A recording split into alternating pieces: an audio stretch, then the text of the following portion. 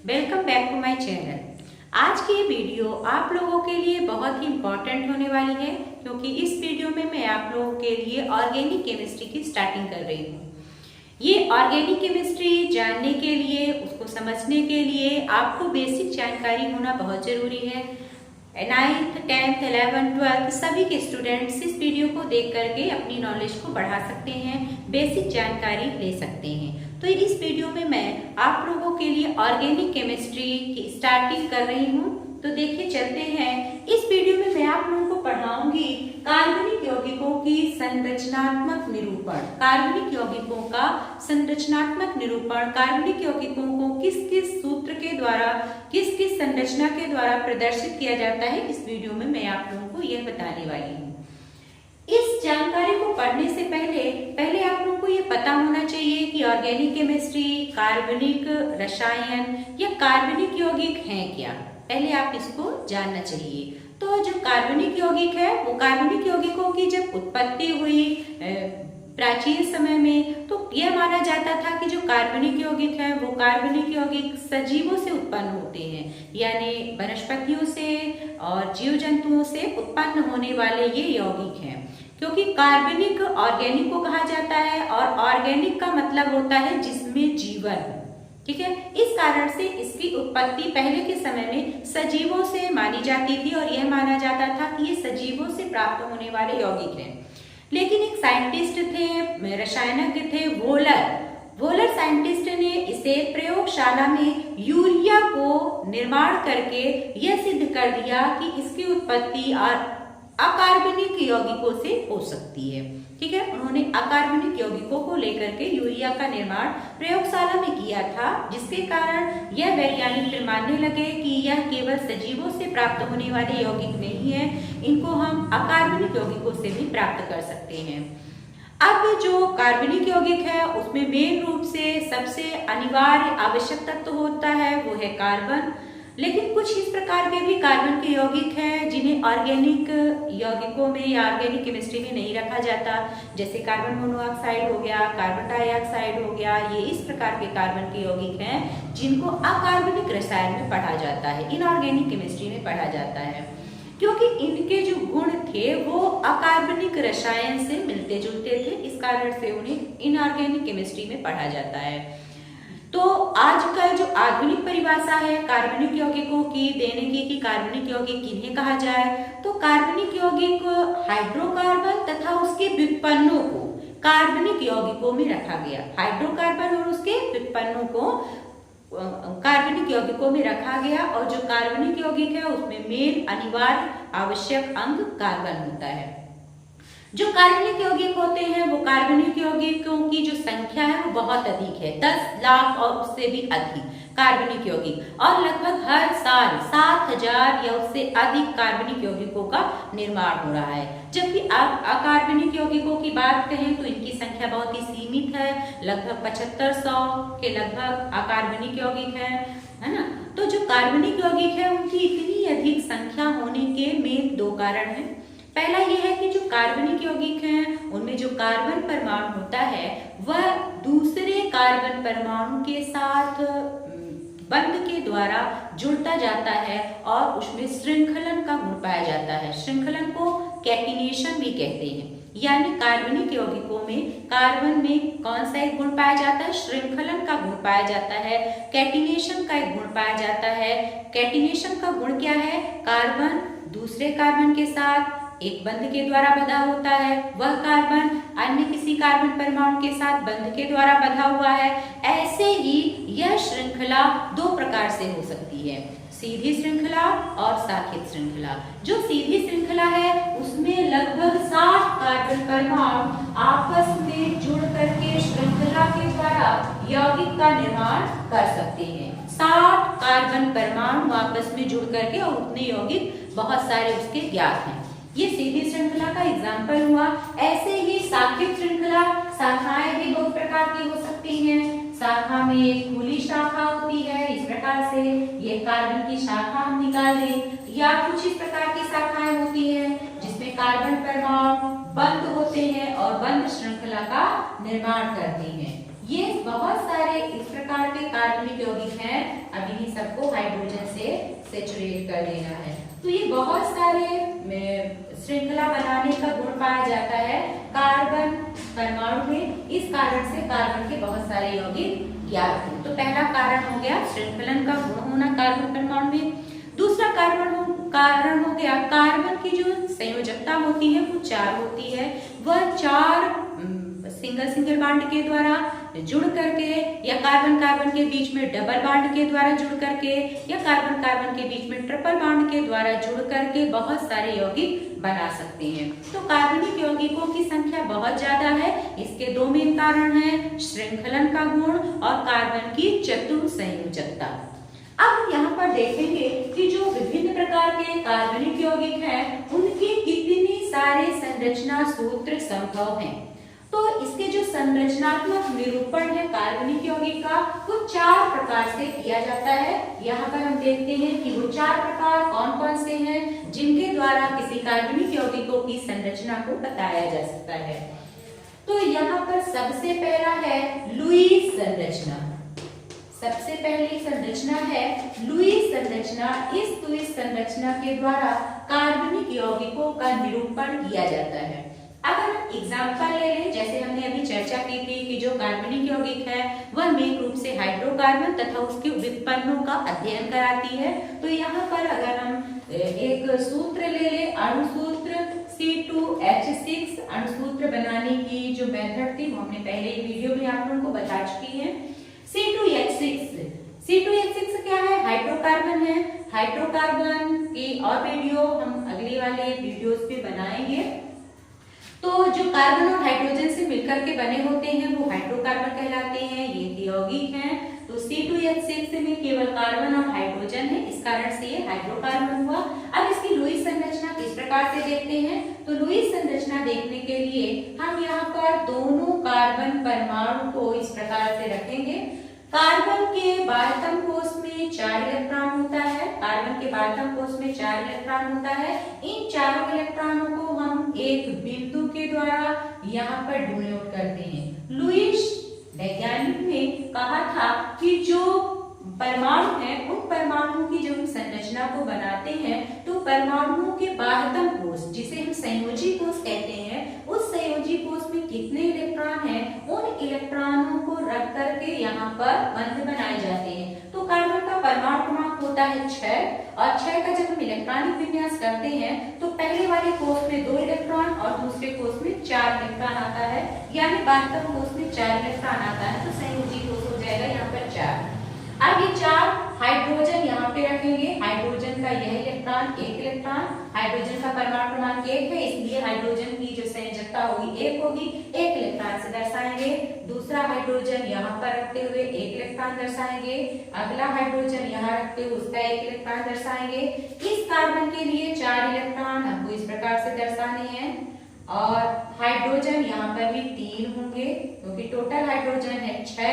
इस हाइड्रोजन का इलेक्ट्रॉन यहाँ पर, इस हाइड्रोजन का इलेक्ट्रॉन यहाँ पर और इस हाइड्रोजन का इलेक्ट्रॉन यहाँ पर। तो इस प्रकार की संरचना के रूप में व्यवस्थित किया जाना कि बाहरी कोष के जो इलेक्ट्रॉन है उन इलेक्ट्रॉनों को सहित लिखना लुईस संरचना कहलाती है। ठीक है, तो इस प्रकार से बहुत सारे यौगिकों की लुईस संरचना लिखी जा सकती है। अब हम दूसरी संरचना देखेंगे। दूसरी संरचना है पूर्ण संरचना सूत्र। दूसरी संरचना है पूर्ण संरचना सूत्र। पूर्ण संरचना सूत्र जैसे हमने एग्जांपल एक लिया हुआ है C2H6, इसका पूर्ण संरचना सूत्र किस प्रकार से लिखेंगे? जैसे कार्बन है, ये बांड के द्वारा कार्बन से जुड़ा हुआ, कार्बन की संयोजकता 4 है तो 4 वह एकल बंध बना सकता है, 4 एकल बंध बना सकता है। और उसकी अगर इस प्रकार से हाइड्रोजन परमाणु एकल बंध के द्वारा जुड़े हुए हों तो इस प्रकार से निरूपित करना क्या कहलाता है? पूर्ण संरचना सूत्र कहलाता है। हम इसको इस प्रकार से भी लिख सकते हैं, ये C कितने हाइड्रोजन से जुड़ा हुआ है? H3, CH3, ये बॉन्ड दिखा दें और लिख दें CH3। ये भी हमारा पूर्ण संरचना सूत्र के अंतर्गत आता है। फिर तीसरे इसका जो सूत्र है, तीसरा किस प्रकार से हम लिख सकते हैं? तीसरा है संघनित सूत्र। संघनित सूत्र को देखिए, संघनित सूत्र या संघनित रूप किस प्रकार से हम लिखेंगे।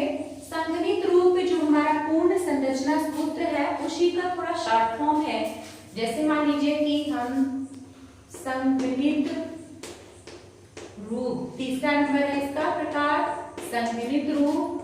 संघनित रूप किसी भी कार्बनिक यौगिकों का हम किस प्रकार से लिखते हैं। जैसे मान लीजिए कि हम अगर इसको देना चाहते हैं, इसको लिखना चाहते हैं CH3 CH2 CH2 CH2 CH2 CH3।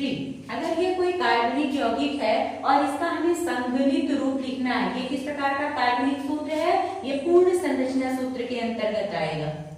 ठीक है, ये पूर्ण संरचना सूत्र के अंतर्गत आएगा। इसका अगर हमें संघनित रूप बनाना है तो हम इसको इस प्रकार से बनाएंगे CH3। अब CH2 की संख्या कितनी है, 1 2 3 4, तो हम लिख सकते हैं CH2 का होल 4। CH2 की संख्या कितनी है 1 2 3 4, तो CH2 कितना हो गया होल 4। लास्ट में हम लिखते हैं CH3।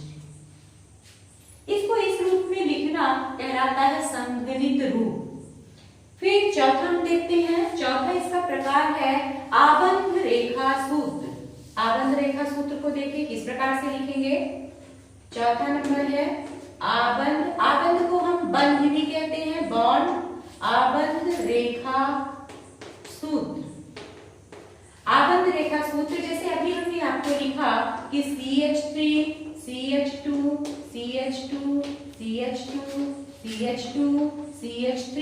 अगर इसका हमें आबंध, ये क्या हमारा पूर्ण संरचना सूत्र है। इस पूर्ण संरचना सूत्र की अगर हमें आबंध रेखा सूत्र लिखना है तो आबंध रेखा सूत्र में जो परमाणु है कार्बन और हाइड्रोजन वो नहीं दर्शाए जाते हैं। अलग कोई तत्व दर्शाया जाता है और ग्रुप को दर्शाया जाता है। मान लीजिए कि अगर हमने यहाँ पर किसी एक में यहाँ पे CH3 भी कर दिया, ठीक है, तो हम इसको किस प्रकार से दर्शाएंगे। आबंध रेखा सूत्र में केवल बॉन्ड, केवल रेखा दर्शाई जाती है इसमें, और कार्बन और हाइड्रोजन को यहाँ पर प्रदर्शित नहीं किया जाता। जैसे ये CH3 है, इसको किस प्रकार से लिखते हैं, जिग जैग लिखते हैं, यानी एक नीचे बॉन्ड फिर ऊपर बॉन्ड फिर नीचे बॉन्ड, इस टाइप से। तो यहाँ पर CH3 है तो CH3 को हम ये बॉन्ड बताएंगे। यहाँ पर जो ये वाला पॉइंट है वह एक CH3 को इंडिकेट करता है। फिर ये हमारा हो गया CH2, फिर ये नीचे करेंगे CH2 हो गया, और फिर ऐसे करेंगे तो CH हो गया, और इस फिर ये नीचे कर देंगे तो CH2 हो गया, और ये कर देंगे तो CH3 हो गया। फिर से देखिएगा ये वाला पॉइंट हो जाएगा CH3, क्योंकि कार्बन हाइड्रोजन इसमें डिनोट नहीं होते, प्रदर्शित नहीं होते, तो ये हमारा हो जाएगा CH3। ये वाला पॉइंट, ये कार्बन है ये भी कार्बन, तो ये कार्बन में 3 हाइड्रोजन होंगे तो CH3, ये हो जाएगा CH2, फिर ये हो जाएगा CH2, फिर ये हो जाएगा CH। अब CH से क्या निकला हुआ है CH3, तो CH3 दर्शाने के लिए यहाँ पर हम सीधा लाइन खींचते हैं, या यहाँ पर ये वाला CH है और ये हो गया CH3। फिर ये CH2 है तो हम इधर से नीचे CH2 लाएंगे और ये हो जाएगा CH3। इसका जो आबंध रेखा सूत्र है वो इस प्रकार से होगा। आबंध रेखा सूत्र में कुछ परमाणुओं को प्रदर्शित किया जाता है। जैसे ऑक्सीजन लिखना हो तो ऑक्सीजन के लिए लिखा जाएगा, क्लोरीन लिखना हो तो लिखा जाएगा, या कोई फंक्शनल ग्रुप लगे हुए हों तो उसको लिखा जाएगा, सल्फर वगैरह अदर परमाणु को लिखा जाता है, लेकिन कार्बन और हाइड्रोजन को नहीं लिखा जाता, मेथिल मूलक को नहीं लिखा जाता, ठीक है, क्रियात्मक समूह को लिखा जाता है। ठीक, तो यहाँ पर आपने देखा कि जो कार्बनिक यौगिक है उनका जो संरचनात्मक निरूपण है कितनी तरह से किया जाता है। तो आपने देखा इसे 4 तरह से किया जाता है। एक लुईस संरचना के द्वारा बताया जा सकता है, दूसरा इसे पूर्ण संरचनात्मक सूत्र द्वारा बताया जा सकता है, तीसरा इसे संघनित रूप द्वारा बताया जा सकता है, और चौथा इसे आबंध रेखा सूत्र द्वारा बताया जा सकता है। यहाँ पर कुछ क्वेश्चन दिए हुए हैं, उन क्वेश्चन को फिर हम करते हैं। क्वेश्चन है, निम्नलिखित यौगिकों के संघनित रूप और आबंध रेखा सूत्र लिखें। निम्नलिखित यौगिकों के संघनित रूप, दो रूप लिखने हैं, संघनित रूप लिखना है। दिया क्या क्या गया है, दिया है CH3 1 CH CH3 CH2 OH। इसका हमें संघनित रूप लिखना है, इसका हमें लिखना है HO CH2 CH2 CH2 CH CH3 CH CH3 का होल ट्वाइस।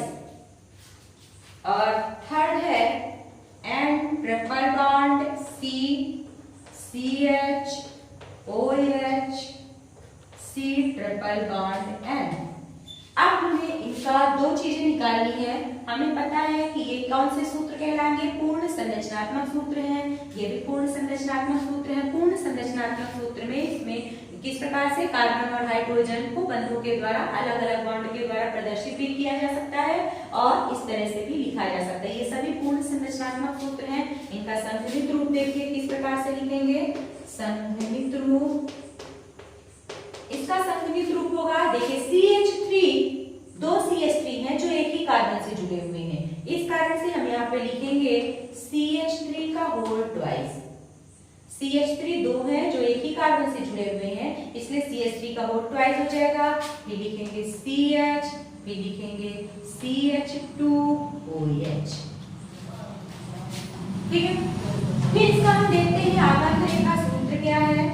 आबंध रेखा सूत्र, आबंध रेखा सूत्र इस प्रकार से लिखेंगे।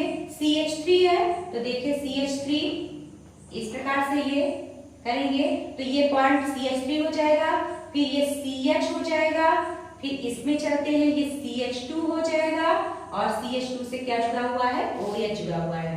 ये CH3 हो गया, ये CH हो गया। अब इस CH से कौन जुड़ा हुआ है, CH3 जुड़ा हुआ है, तो हम यहाँ पे CH3 लिख दें। ठीक है, ये CH3 हुआ, ये CH हुआ, CH से जुड़ा हुआ है CH3 और CH3 से जुड़ा हुआ है CH2 और CH2 किससे जुड़ा हुआ है, OH से, तो यहाँ पर हम लिख दें OH। ये कहलाएगा इसका आबंध रेखा सूत्र। अब हम इस क्वेश्चन को लेकर के चलते हैं। ये हमारा फर्स्ट क्वेश्चन था, ये हमारा सेकंड क्वेश्चन है। सेकंड क्वेश्चन में हम पहले इसका संघनित रूप लिख लेते हैं। तो संघनित रूप इसका हो जाएगा, पहले हो जाएगा HO, फिर CH2 कितनी है 1 2 3, तो हम लिखेंगे CH2 का होल थ्राइस, फिर है CH, फिर है CH3। अब ये CH3 इस CH से जुड़ा हुआ है और इस CH से दो CH3 जुड़े हुए हैं, इसलिए हमको उसी को रिपीट कर देना है, CH एंड CH3 का होल ट्वाइस। फिर देखते हैं HO, CH2 3 है, CH2 का होल 3 हो गया।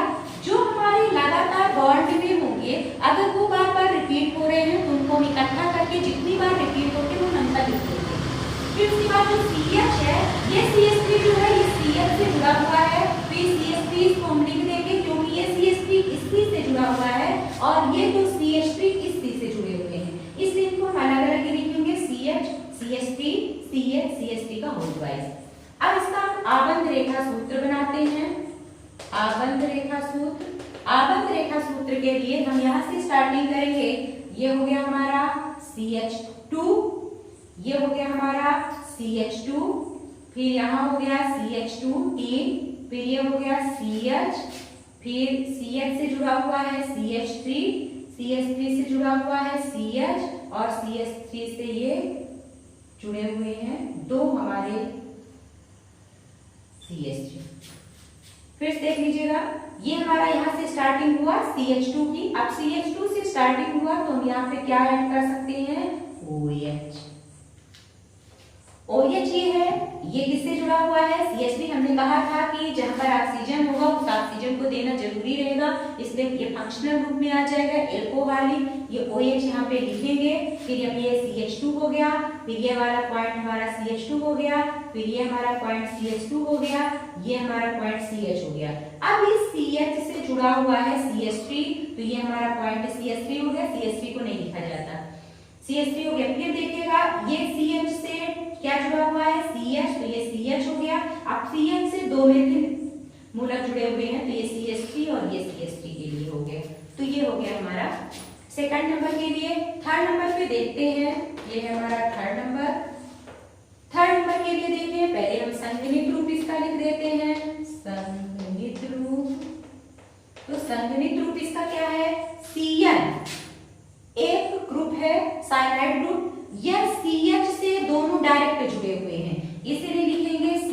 का होल 2, Cn 2 है। इस कार्बन से चूंकि डायरेक्ट जुड़े हुए हैं इसलिए लिखेंगे Cn का होल ट्वाइस CHOH। ठीक है, फिर देखिए आबंध रेखा सूत्र, यहाँ पर हम लिखे दे रहे हैं इसके लिए आबंध रेखा सूत्र। आबंध रेखा सूत्र के लिए देखिएगा ये हमारा ये कार्बन पॉइंट ये इंडिकेट करेगा कार्बन पॉइंट। इस कार्बन से एक तरफ जुड़ा हुआ है OH, इसी कार्बन से एक लाइन पे जुड़ा ये कार्बन हो गया, ये कार्बन से OH जुड़ा हुआ है, इस कार्बन से हमारा Cn जुड़ा हुआ है, इसको इंडिकेट करना है, और इसी कार्बन से हमारा ये CH जुड़ा हुआ है। तो ये हो गया हमारा आबंध रेखा सूत्र।